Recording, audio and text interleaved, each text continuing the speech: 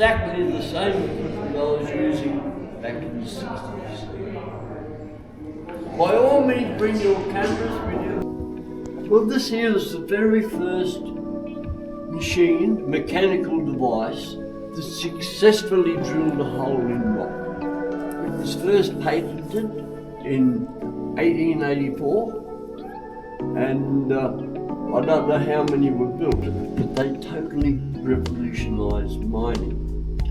So with that method, the hammer and tap, which was used for hundreds of years before the machine was first built, hammer and tap, your average was 3 to 4 metres of tunnelling a month.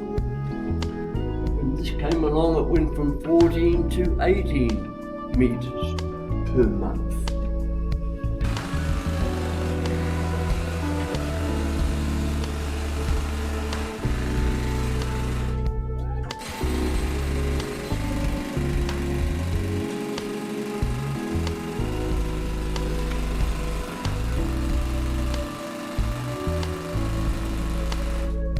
If we could join up all the tunnels that have ever been mined, about 1,400 kilometres. So it's been a very, very big mine. It went for 102 years and shut down last week.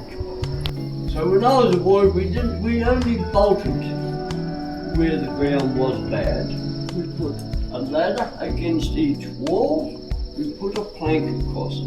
We stood up on that plank with one of these, and we drilled into the rock so we could put bolts in it. The vibration knocked down a lot of rock, and we killed and maimed an awful lot of people. So this machine was specifically brought in to give the operator some protection. Now when it was new, the mast was much shorter.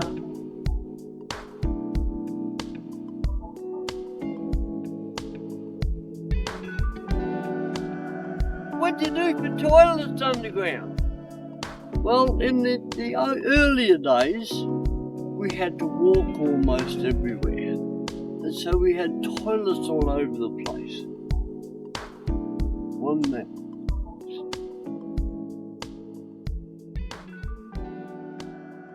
As we started getting Toyotas, so in the later years, we had flush toilets. They used to get pumped out about every week.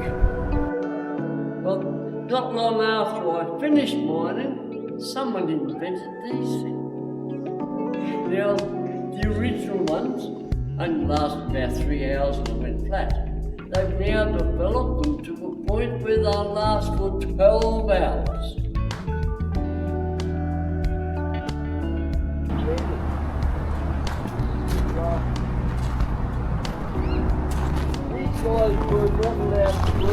No ventilation circuits.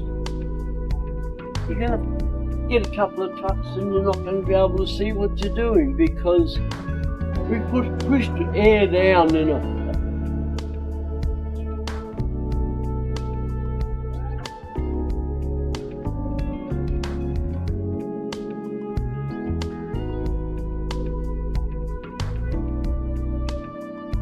Get my super was back in my day, and when super only started.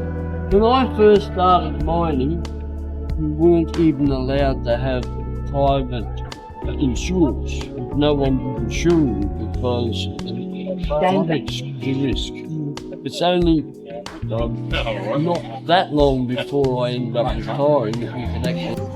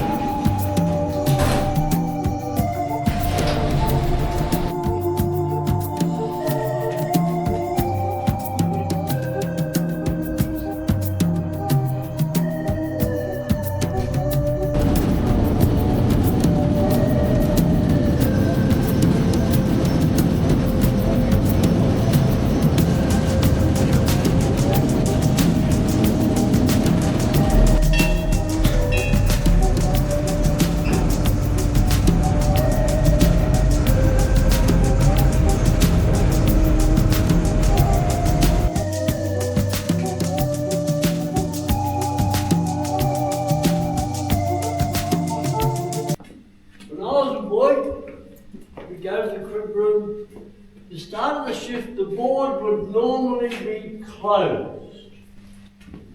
So that meant we couldn't go to our job. We'd have to go away in the company. And when you got the call, it would say, firing is now complete. You may now open your board.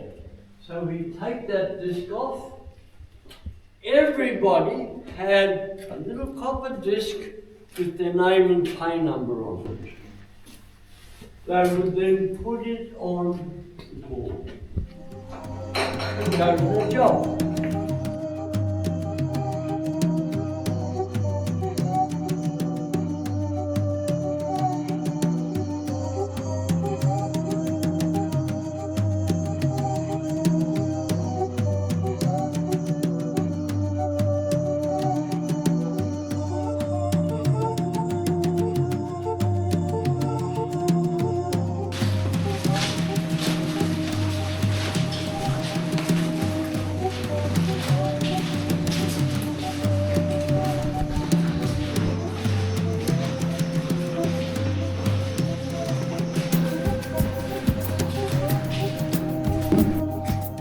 Get yourself in one of these.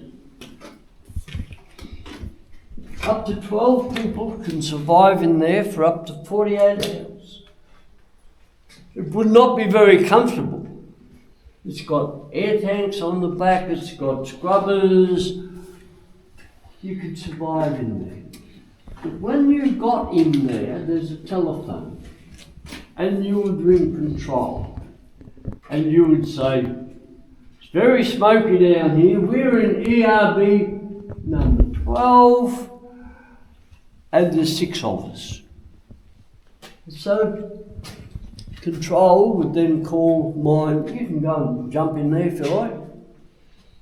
A lot of people like to go and have a sit in there to say they've been in mine control would bring mine rescue, and mine rescue would come down with the appropriate gear to get you out of there and get you into fresh air.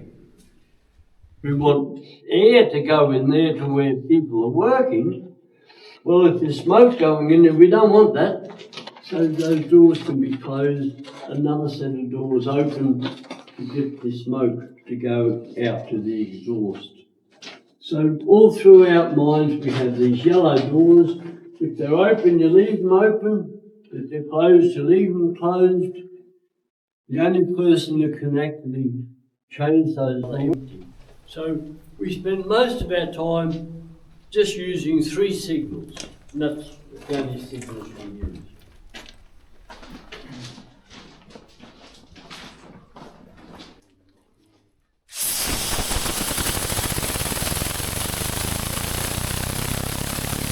So up until 1931, hand shovel. That's how they had to remove the rock. They shoveled into a little from the tipper, which they then pushed.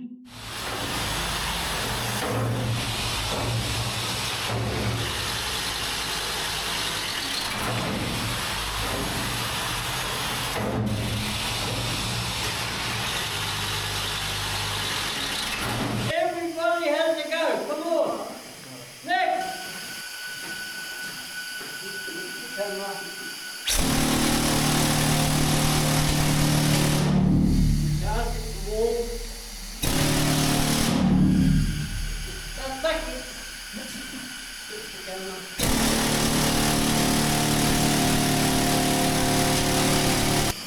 Just hold it, don't push it.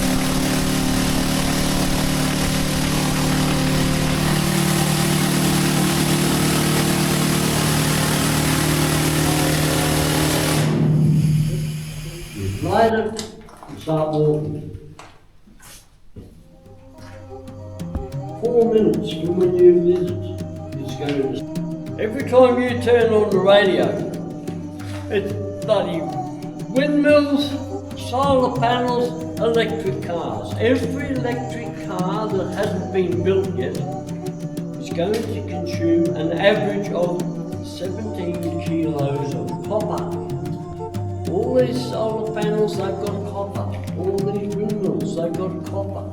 that hasn't been mined yet. If we're going to do what they say they're going to do, we haven't even found that copper yet.